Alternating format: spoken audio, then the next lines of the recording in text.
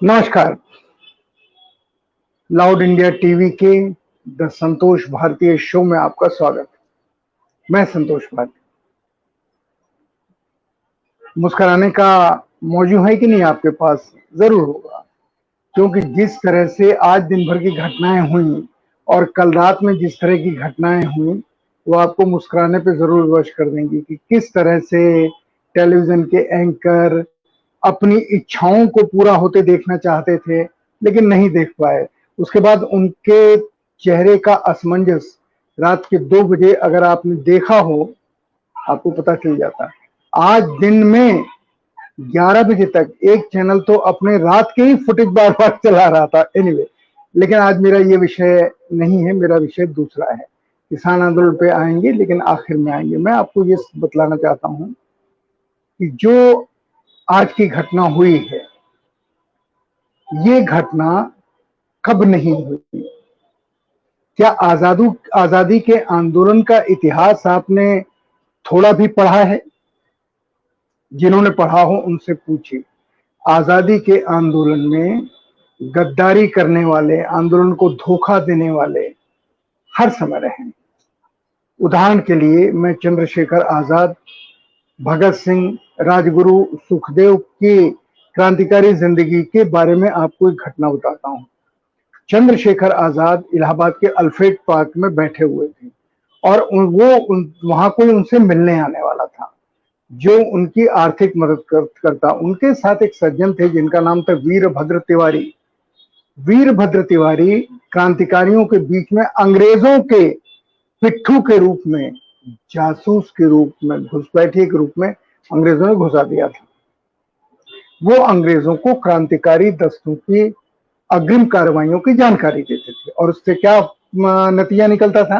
अंग्रेज बहुत सारे क्रांतिकारियों को पकड़ लेते थे या तो जेल में डालते थे, लेकिन वो दूसरा ऑप्शन था। पहला ऑप्शन उनको गोली मार करके उनकी जीवन लीला समाप्त कर देना था। अल्फ्रेड पार्क इलाहाबाद के चंद्रशेखर आजाद बैठे हुए थे। आपने उनका नाम तो सुना ही होगा, चंद्रशेखर आजाद का जरूर सुना होगा, मैं ये मान लेता हूँ। चंद्रशेखर आजाद इंतजार कर रहे थे और वीरभद्र तिवारी पुलिस के पास पहुंच गए और उनसे कहा कि चंद्रशेखर आजाद अकेले हैं, उनके साथ कोई नहीं है, चंद्रशेखर आजाद को आप घेर सकते हैं। चंद्रशेखर आजाद को मरवाने वाला उन्हीं का एक साथी जो उनके साथ योजनाओं में शामिल होता था, जो उनके एक्शन का गवाह था, जो पुलिस को लगातार सूचनाएं देता था। चंद्रशेखर आजाद समझ नहीं पाते थे कि हम एक्शन बाद में करते हैं, पुलिस के पास जानकारी कैसे पहुंच जाती है। आदमी जो अच्छे मन का होता है, भले दिल का होता है, वो अपने साथ के लोगों के ऊपर शक नहीं करता है, उनके ऊपर विश्वास करता है और यहीं पर वो चूक उससे हो जाती है, वो धोखा खा जाता है।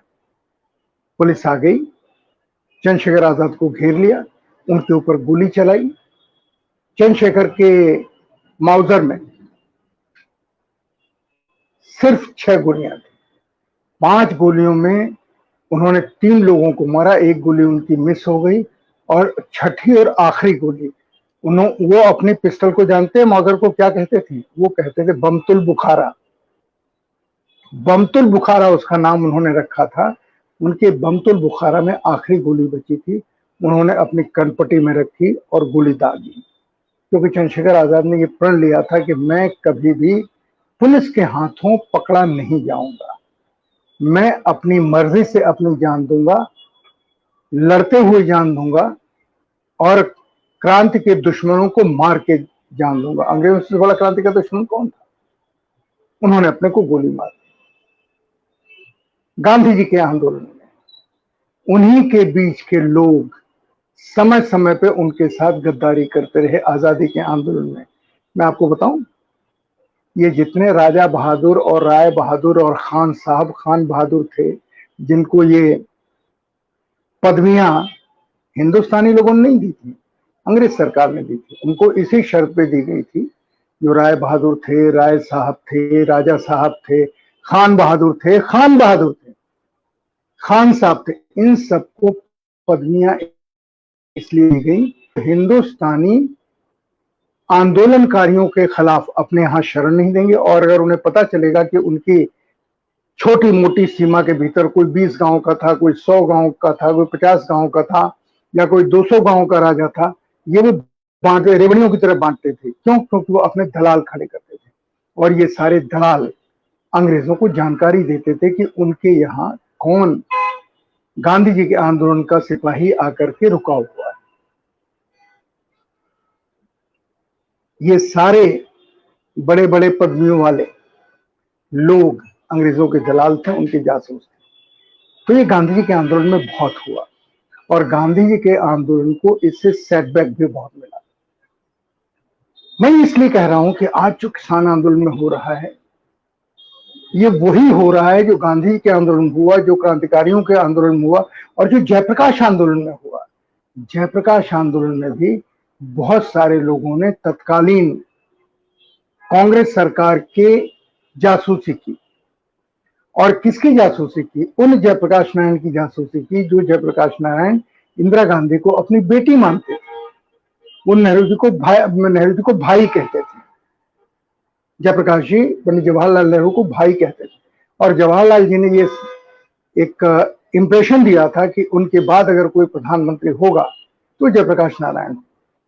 जयप्रकाश नारायण आंदोलनकारी ही नहीं, बहुत बड़े विचारक भी थे, क्योंकि उन्होंने देश को एक नई क्रांति के लिए तैयार किया था। आपातकाल जिसकी परिणति थी, और 77 में एक नई सरकार बनी थी।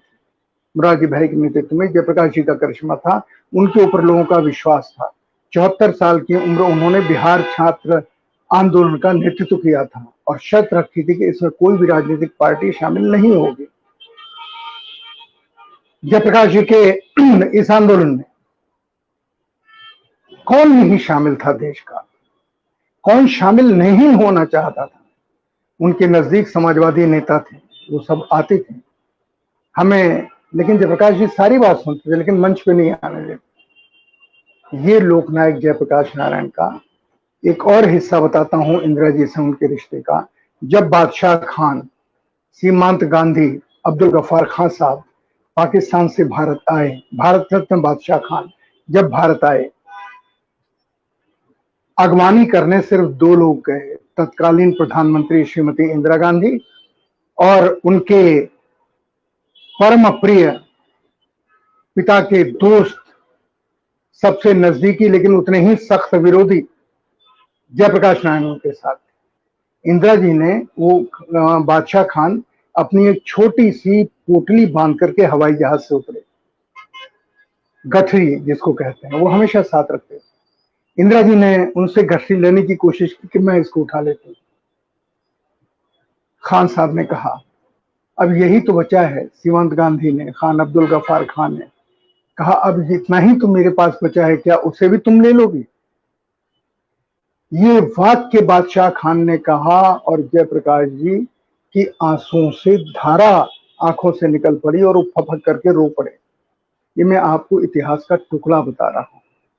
उन इंदिरा गांधी ने जब ये कहा कि अमीरों के गेस्ट हाउस में जो लोग टिकते हैं वो भ्रष्टाचार के ऊपर आंदोलन करने की बात करते हैं, इंदिरा जी का ये वाक्य और द्रौपदी का वो वाक्य जो उन्होंने महाभारत में कहा था कि अंधों के अंधे ही पैदा होते हैं। महल बनाया था ना, वो ऐसा महल था जहां भ्रम होता था कि यहाँ पानी है, वो पानी नहीं, सूखा था, और जहां सूखा था वहां पानी था। दुर्योधन जो सूखी जगह थी उसे पानी समझ के उसने पैर रखा, तो सूखी जगह को पे पैर रखा, वहां पानी भरा था, वो उसमें गिर गया। द्रौपदी ठठा के हंस पड़ी और उसने कहा, अंधों के अंधे ही पैदा होते हैं, जिसने महाभारत युद्ध की नींव रख दी। और इंदिरा जी का ये कहना जयप्रकाश जी के बारे में कि जो लोग अमीरों के गेस्ट हाउसों में ठहरते हैं, जयप्रकाश जी के बहुत पुराने दोस्त थे रामधारी सिंह दिनकर, रामनाथ गोयनका जी, तो वो जब दिल्ली या कहीं जाते थे तो अगर उनके गोयनका जी उनको कहीं और ठहरने नहीं देते थे, रामनाथ गोयनका जी, वो अपने ही यहाँ ठहराते। उनको इशारा करके इंदिरा गांधी का ये वाक्य कि जो अमीरों के गेस्ट हाउस में ठहरते हैं वो लोग भ्रष्टाचार के खिलाफ आंदोलन की बात करते हैं, और वहां से जयप्रकाश जी ने अपना रास्ता अलग कर लिया और देश को भ्रष्टाचार के खिलाफ युद्ध के लिए सन्नद्ध किया, तैयार किया, लड़ा दिया। देश की जनता खड़ी हो गई, जिसने 77 में आपातकाल में जेल गई जनता नहीं गई, आंदोलनकारी गए, सारे छात्र नेता गए, 19 महीने जेल में रहे, सारे नेता भी गए, बहुत सारे नेता माफी मांग के निकल आए, लेकिन बहुत सारे नेताओं ने 19 महीने की जेल काटी। और जब नए चुनावों की घोषणा की श्रीमती गांधी ने, प्रधानमंत्री श्रीमती इंदिरा गांधी ने, तब उन लोगों को जेल से छोड़ा गया। और ये भी कमाल की चीज आपको बताता हूं, इतिहास का टुकड़ा बता ही रहा हूं, चंद्रशेखर जी ने मुझे कहा कि इंदिरा जी के सामने कोई मजबूरी नहीं थी चुनाव कराने की, इस देश में बिल्कुल शांति थी, सब इमरजेंसी को नई राज्य व्यवस्था मान करके खामोश हो गए थे।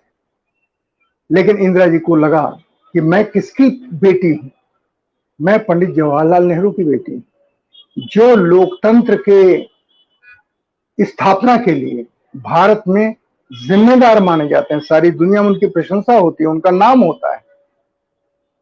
मेरे ऊपर तो तानाशाही का आरोप लग जाएगा। सिद्धार्थ शंकर राय, उनके पुत्र संजय गांधी, सबकी राय के विपरीत, अपने पूरे मंत्रिमंडल की राय के विपरीत उन्होंने फैसला लिया, नहीं, भारत में चुनाव कराना है, और उन्होंने चुनाव की इमरजेंसी हटाने की और चुनाव की घोषणा कर। ये इंदिरा जी थी। ये बात मैं क्यों कह रहा हूं कि जब जयप्रकाश नारायण के खिलाफ आंदोलन से लोग निकले, जयप्रकाश नारायण का विरोध किया, बहुत सारी पार्टियों ने उनका समर्थन नहीं किया, खासकर कम्युनिस्ट पार्टियों ने उस समय समर्थन नहीं किया, क्योंकि रूस उस समय इंदिरा गांधी के साथ था और वो नहीं चाहता था कि जयप्रकाश नारायण जीतें, क्योंकि उसे लगता था कि जयप्रकाश नारायण उनके विचारों के थे, जो शुरू में वो कम्युनिस्ट थे, फिर वो कम्युनिस्टों से हट करके समाजवादी बने, समाजवादी के बाद वो सर्वोदयी हुए और उसके बाद वो लोकनायक हुए। तो जयप्रकाश नारायण के आंदोलन में भी ये विश्वासघात हुआ, किसानों के आंदोलन में भी ये विश्वासघात हो रहा है। कोई किसी नाम से संगठन बना के कृषि मंत्री से बात कर रहा है, बात करके निकल जा रहा है, कोई किसी बहाने निकल जा रहा है, उत्तराखंड चला जा रहा है, जिसने कभी किसान आंदोलन में सामूहिक नेतृत्व को स्वीकार नहीं किया, वो आंदोलन छोड़ के जा रहा है।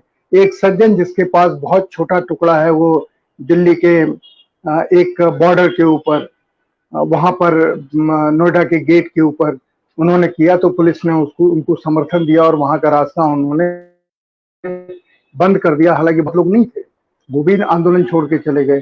फिर एक सज्जन है जो भारतीय किसान यूनियन लोकतांत्रिक चलाते हैं, वो लोग आज आंदोलन में आ भी गए।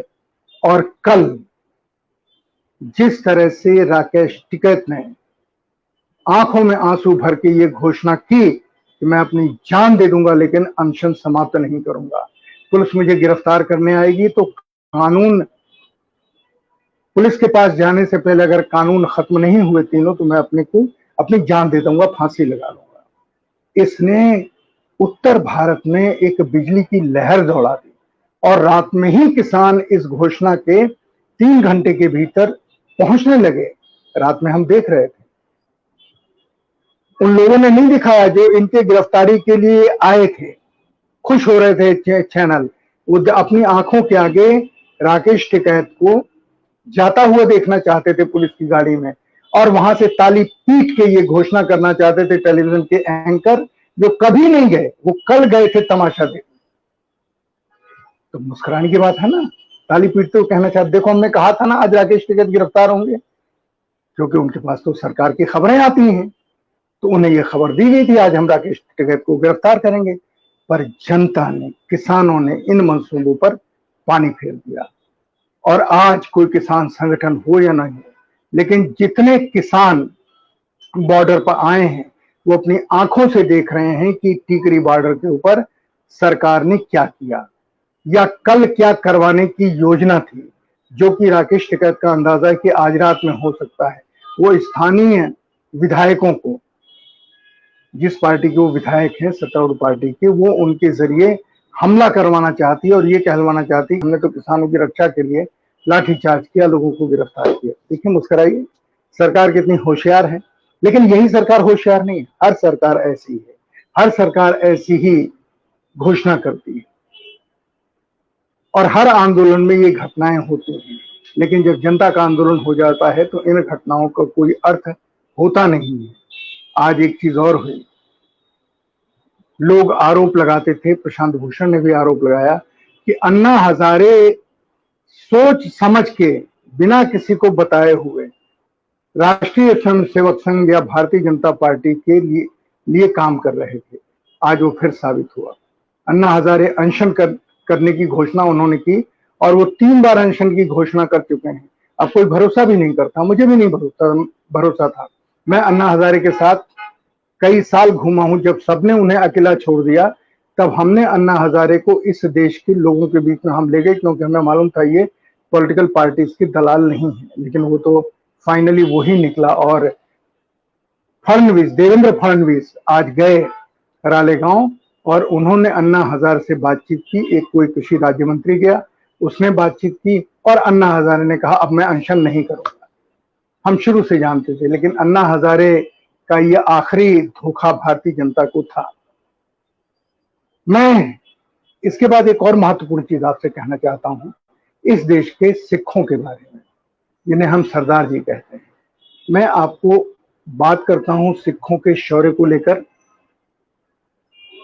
पंजाब भारत का सूबाई राज्य है, क्योंकि जितने भी विदेशी आतताई आए, लुटेरे आए, उनका रास्ता कश्मीर होकर नहीं था, राजस्थान होकर नहीं था, उनका रास्ता पंजाब होकर के था।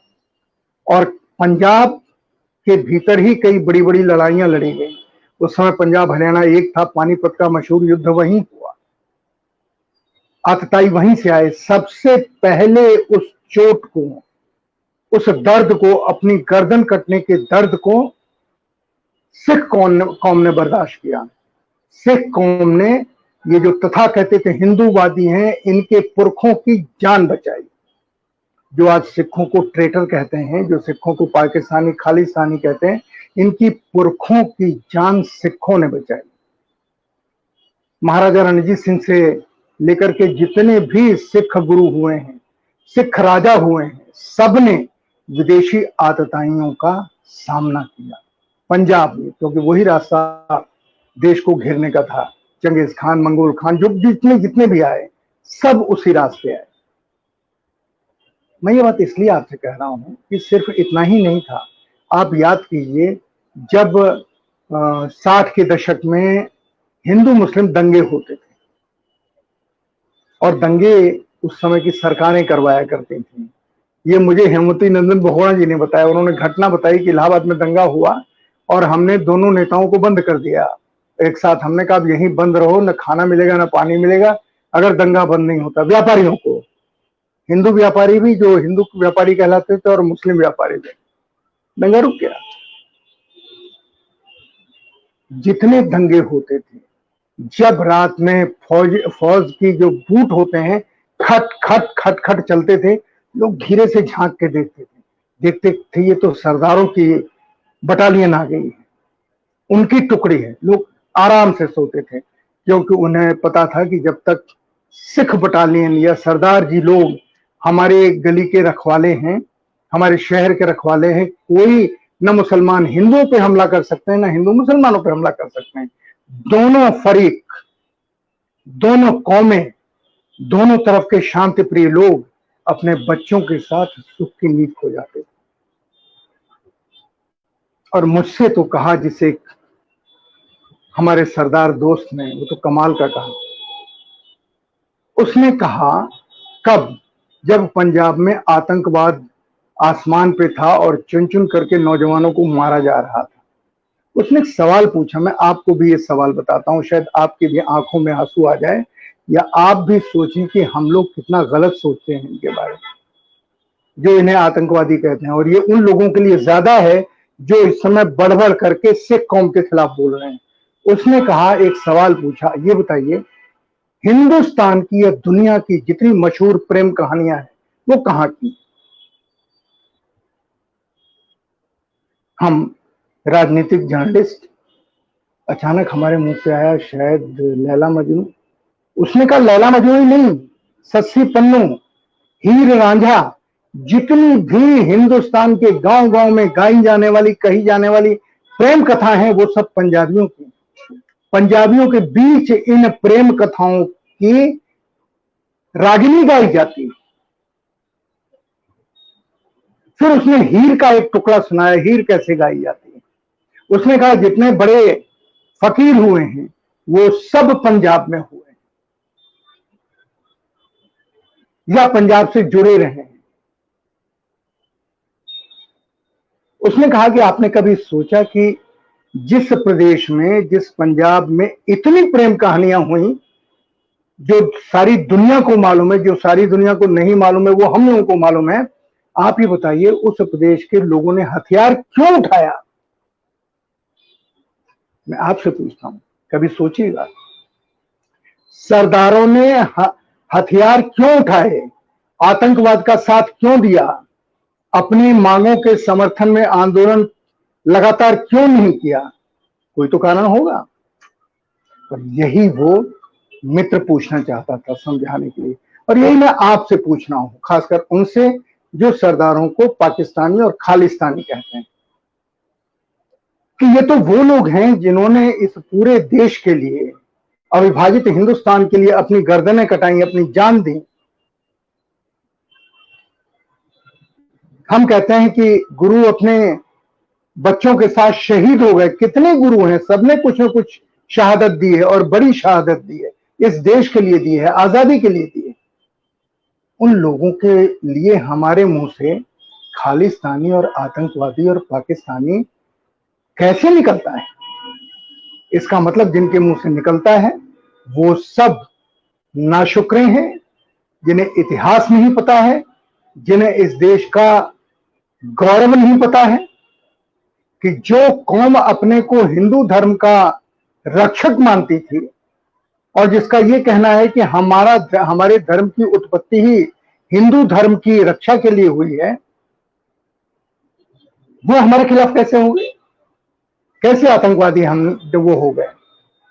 और उस बच्चे ने, वो जो हमारा मित्र था, उसका ये सवाल कितना बड़ा सवाल है कि जिस प्रदेश में प्यार ही प्यार है, इतनी लंबी प्रेम कहानियां हैं, अभी भी जो वहां की फिल्में बनती हैं बदले पे कम बनती हैं, पंजाबी फिल्में प्यार पे ज्यादा बनती हैं। वो उनके हाथ में हथियार आए कैसे? तो हथियार देने वाली हमारी जुबान है, हथियार देने वाली हमारी नजर है, हथियार देने वाले हमारे तंज हैं। आपको मालूम है, आतंकवाद से पहले आप अपने बड़ों से पूछिए, अगर आप मेरी उम्र के हैं या मुझसे छोटे हैं तो अपने से बड़ों से पूछिए, उनसे पूछिए इस देश में सबसे ज्यादा मजाक कौन करता है? जाटों का तो नाम अब आया है, जो अपने ऊपर भी मजाक करते हैं और समाज के ऊपर भी मजाक करते हैं, हर चीज में मजाक। सबसे पहले तो सरदार जी लोग करते थे, सिख लोग करते थे, हर चीज में मजाक।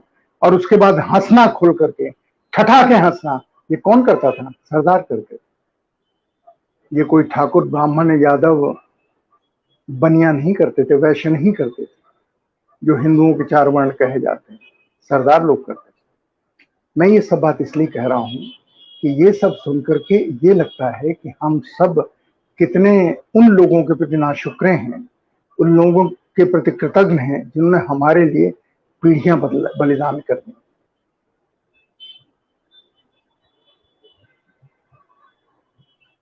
सिर्फ याद दिला रहा।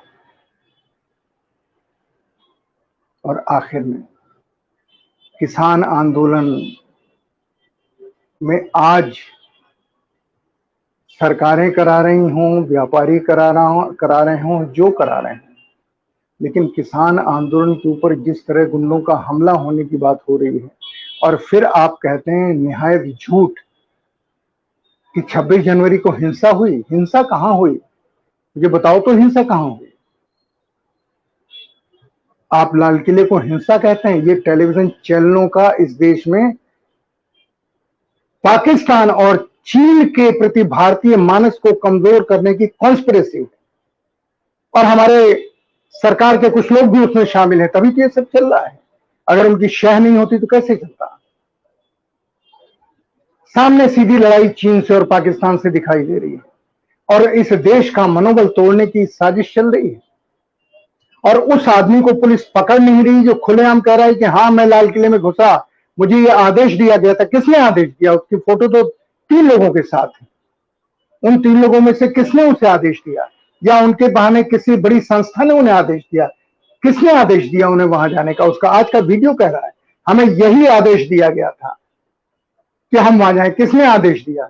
अगर किसी किसान नेता ने दिया तो उसका भी तो नाम बताओ, हिम्मत है तो। ये जो सिद्धू हैं, जीत सिद्धू, जो अपनी भारतीय जनता पार्टी के बड़े बड़े नेताओं के साथ और एक सांसद के साथ अपनी गलवहियां दिखा रहे हैं, अपनी नजदीकी दिखा रहे हैं, उन्हें आदेश कौन दे सकता है? वही दे सकता है जिसकी वो इज्जत करते हैं और जिससे ये पता हो कि हम इसको जो कहेंगे वो पूरा होगा। और सबूत ये कि पुलिस ने पहले दिन इन सारी जानकारियों के बावजूद एफआईआर नहीं की। दूसरे दिन की, जब किसानों के खिलाफ एफआईआर हो गई, उन किसानों के खिलाफ जो आपकी आंखों के सामने हैं, शांति प्रिय हैं, आपने अपराधियों का जैसे लुकआउट नोटिस जारी करते हैं उस तरीके से आपने छोटा राजन की तरह से और दाऊद की तरह से लुकआउट नोटिस जारी कर दिया जो आपके सामने हैं। ये शर्म किसको आनी चाहिए? सरकार को नहीं आनी चाहिए, हम सब लोगों को आनी चाहिए कि हमने ऐसे रहनुमा अपने चुने हैं और आज एक छोटा सा पटाखा फूट गया है। बीटिंग रिट्रीट राष्ट्रपति भवन के सामने राष्ट्रपति और पार्लियामेंट के बीच में होती है, तो इजरायली दूतावास के सामने एक पटाखा फूटा है जिसे अंग्रेजी में कह रहे हैं लो डेंसिटी का बम। जरूर फूटा होगा, कोई गड्ढा भी हुआ होगा। बोतल में रॉकेट लग के चलाते हैं तो किसी की छत में गिरता है, आग लग जाती है। इसकी जानकारी पुलिस को नहीं थी। इसका रेड अलर्ट किसी आईबी ने नहीं दिया था, किसी इंटेलिजेंस एजेंसीज ने नहीं दिया था। इस तरह की घटनाएं होती तब पता चलता है कि हमारा खुफिया तंत्र कितना कमजोर है। किसानों के ऊपर तो लाठी चलाने में, आंसू गैस छोड़ने में, पानी की बौछार करने में हम बहादुरी दिखाते हैं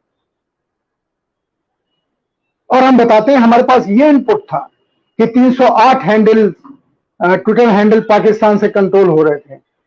इसका पता नहीं चला ये पाकिस्तानी है कि खालिस्तानी है कि हिंदुस्तानी है कि चीनी है। किसने इजराइल के खिलाफ किया?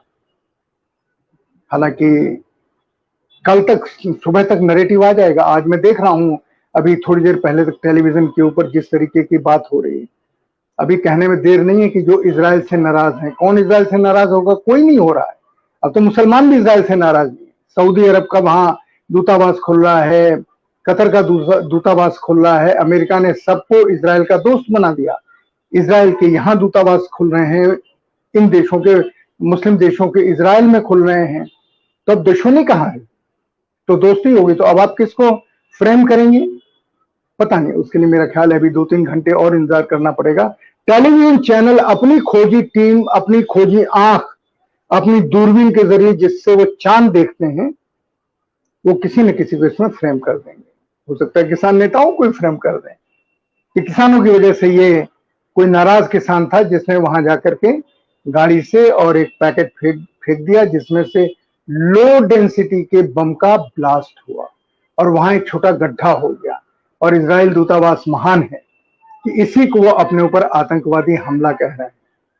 आतंकवादी हमला वो होता है जो उनके यहां बाहर से जाकर के लोग करते हैं। वो जो करते हैं वो आतंकवादी थोड़ी होता है, वो देश प्रेम होता है। लेकिन उनके यहाँ जो होता है, यरूशलेम को लेकर के जो झगड़ा चल रहा है, कितने झगड़े हैं, हर एक के अपने झगड़े हैं। हमारा भी पाकिस्तान से झगड़ा है, यरूशलेम को लेकर दो देशों के या दो संप्रदायों के बीच झगड़ा है, बहुत सारे झगड़े हैं। तो इस तरह की चीजों को लार्जर देन लाइफ बनाना इजराइल ने कह दिया, बल्कि उसने ये नहीं कहा कि हिंदुस्तान की तरफ से हमारे ऊपर यह हमला हुआ। उसने कहा ये आतंकवादी हमला है। अगर तुमको आतंकवादी हमला ये लगता है तो भाई ये भी बता दो किसने किया। बहरहाल देश को एक नए झांसे में लपेटने की तैयारी हो रही है ताकि किसान आंदोलन से लोगों का ध्यान हट जाए और इस तरह की घटनाओं के ऊपर लोगों का ध्यान केंद्रित हो जाए। मैं ये बात जानबूझ के नहीं कह रहा हूं, परिस्थिति जन्य साक्ष्य है जिसके आधार पर मैं ये कह रहा हूं। तो आपसे विदा लेने की इच्छा हो रही है, क्योंकि बाकी सारी चीजें हम दिन में कह चुके हैं। बस मैं आखिर में उन टेलीविजन एंकर्स को जो कल रात के 1 बजे तक इस आशा में थे कि वो राकेश टिकैत को गिरफ्तार होते हुए या पिटते हुए जाते हुए देखेंगे और वहीं से लाइव करेंगे कि देखा हमने कहा था ये होने वाला, ये हमारे पास खबर थी, उनका मायूस चेहरा देख के मुझे दुख हो रहा है, क्योंकि वो आशाएं ऐसी कर लेते हैं, इस देश की जनता को नहीं जानते हैं। और मैं आज किसान साथियों ने जो बात कही, कुछ पत्रकारों ने कही, उसके साथ हूं कि सरकार को चाहिए कि इस सारी चीज पे दोबारा सोचे, क्योंकि उसका एक एक कदम इस देश में कोई संदेश दे रहा है। कोई सरकार को जन विरोधी नहीं बन रहा है, लेकिन किसान विरोधी के तो कदम आप उठाते जा रहे हैं। और मजे की चीज यह है कि आप ही के पुराने भाषण सोशल मीडिया पे चल रहे हैं। राजनाथ सिंह इन्हीं युद्धवीर सिंह को लेकर के, जो किसान यूनियन के महासचिव हैं, उनका नाम लेकर के तारीफें कर रहे हैं, कह रहे हैं अगर मुझे पहले पता होता कि यहाँ किसानों का धरना है, मैं यहाँ पहले आता। 3 उनके वीडियो क्लिपिंग्स चल रहे हैं किसान आंदोलन का समर्थन करते हुए, लेकिन वो तब के हैं जब राजनाथ सिंह रक्षा मंत्री नहीं थे। सुषमा जी के वीडियो चल रहे हैं, अरुण जेटली के वीडियो चल रहे हैं, खुद प्रधानमंत्री जी के वीडियो सोशल मीडिया पे चल रहे हैं। तो ये कैसे हो गया कि एक रात में इनका हृदय परिवर्तन हो गया और ये उन सारी चीजों के खिलाफ हो गए जिनका इन्होंने खुद समर्थन किया था, कांग्रेस सरकार के खिलाफ किया था। यही राजनीति है और इसी राजनीति के खिलाफ इस देश का किसान खड़ा है। देखते हैं किसानों के संघर्ष में देश में कोई साथ देता है या किसानों को अकेला छोड़ देता है। बहुत हद तक तो संभावना यह है कि वो अकेले ही छोड़ दिए जाएंगे, क्योंकि वो अगर अकेले नहीं छोड़े जाएंगे तो सरकार की साख जाएगी। सरकार अपनी साख को किसी भी कीमत पर, अपने वचन को, अपनी घोषणाओं को और कानून को पास कराने के लिए जहां भी उसका कमिटमेंट है, किसानों के साथ तो नहीं है लेकिन कहीं तो कमिटमेंट है, उस कमिटमेंट को पूरा करने के लिए कितनी दूर तक जाती है वो देखने की बात है। 8 पत्रकारों के ऊपर, संपादकों के ऊपर एफआईआर हुई है देशद्रोह की। कोई भी प्रतीक्षा कर सकता है कि सोशल मीडिया पे जो आ रहा है कि वो उसके खिलाफ एफआईआर हो और देशद्रोह का केस उसके ऊपर चले। कोई भी इस देश में इस संभावना से इनकार नहीं कर सकता और इस आमंत्रण को अनदेखा नहीं कर सकता। तो इस सारी स्थिति के ऊपर शुरू में मैंने कहा मुस्कुराइए, अभी भी कह रहा हूं मुस्कुराइए, पर आखिर में मैं ईमानदारी से आपसे निवेदन कर रहा हूं कि सवेरे जब उठिए तो अपनी निर्मल,